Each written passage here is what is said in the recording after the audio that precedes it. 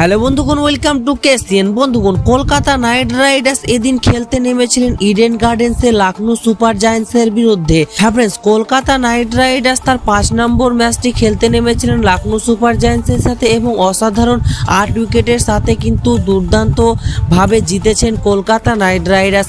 এবং Kolkata night Riders জিতে কিন্তু ইন্টারভিউ লখনৌ সুপার জায়ান্টসের ক্যাপ্টেন অর্থাৎ কেএল রাহুল কি বললেন তা জানবো আমরা ফটাফটভাবে এই ভিডিওর মাধ্যমে। এবং কেএল রাহুলের যদি ইন্টারভিউ তুমি শুনো তাহলে কিন্তু তুমিও মাথায় হাত দিতে বাধ্য হবে। তো ফ্রেন্ডস, কলকাতা নাইট রাইডার্সকে নিয়ে কি বললেন কেএল রাহুল তা তো আমরা জানবই।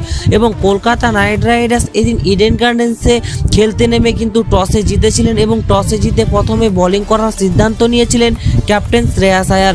এবং বল করতে নেমে কিন্তু আগুন ঝরাচ্ছিলেন প্রত্যেকটাই প্লেয়ার, মিচেল স্টার্ক, ভ্যাভো আরোরা, হর্ষিত রানা এবং স্পেশালি কিন্তু সুনীল নারায়ণ দুর্দান্ত বোলিং করেছে। হ্যাঁ, যেরকম বোলিং করেছে যে কোনো টিমকে কিন্তু হিলিয়ে দিতে পারে এই বলার লাইন আপ। কিন্তু কলকাতা নাইট রাইডার্স সিএসকে ম্যাচটা বাদ দিয়ে যদি আমরা দেখি তাহলে কিন্তু প্রত্যেকটাই প্লেয়ার দুর্দান্ত ফর্মে রয়েছেন।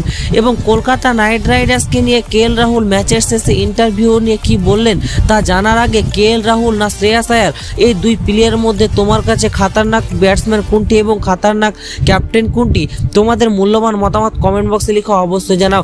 তো ফ্রেন্ডস, কলকাতা নাইট রাইডার্স কিন্তু ইতিমধ্যেই 5টি ম্যাচ খেলে 4টি জিতে ফেলেছেন এবং পয়েন্টস টেবিলে 2 নম্বর স্থানে রয়েছেন কলকাতা নাইট রাইডার্স। এবং পরপর কিন্তু 5টি ম্যাচ খেলবে কলকাতা নাইট রাইডার্স তার নিজের হোম গ্রাউন্ডে এবং একটি ম্যাচ লখনৌ সুপার জায়ান্টসের সাথে খেলে নিয়েছে এবং দ্বিতীয় ম্যাচটি রয়েছে রাজস্থান রয়্যালসের সাথে।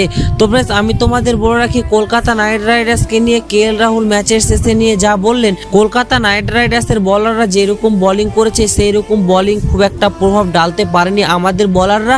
এবং আমরা তার নেক্সট ম্যাচে চেষ্টা করব এবং আমরা কামব্যাক করার চেষ্টা করব পুরোপুরিভাবে। এবং কলকাতা নাইট রাইডার্স যেরকম বোলিং করেছে, আনবিলিভেবল বোলিং করেছে, ঠিক তাই অন্যদিকে ফিল সল্ট দুর্দান্ত ব্যাটিং করেছে।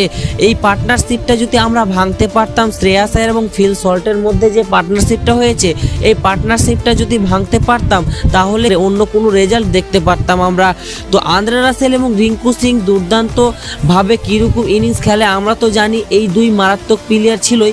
কিন্তু এই ম্যাচটি কিন্তু আমাদের 10 ওভার যখন হয়ে যায় তখনই আমরা বুঝে ফেলি যে আমাদের ম্যাচ থেকে হারটি পুরোপুরি ছিটকে গেছে। তো আশা করি বুঝাতে পেরেছি। এবং কলকাতা নাইট রাইডার্সকে নিয়ে ম্যাচের শেষে কেএল রাহুল যা ইন্টারভিউ বললেন তোমাদের শুনে কেমন লাগলো মূল্যবান মতামত কমেন্ট বক্সে লিখে অবশ্যই জানাও।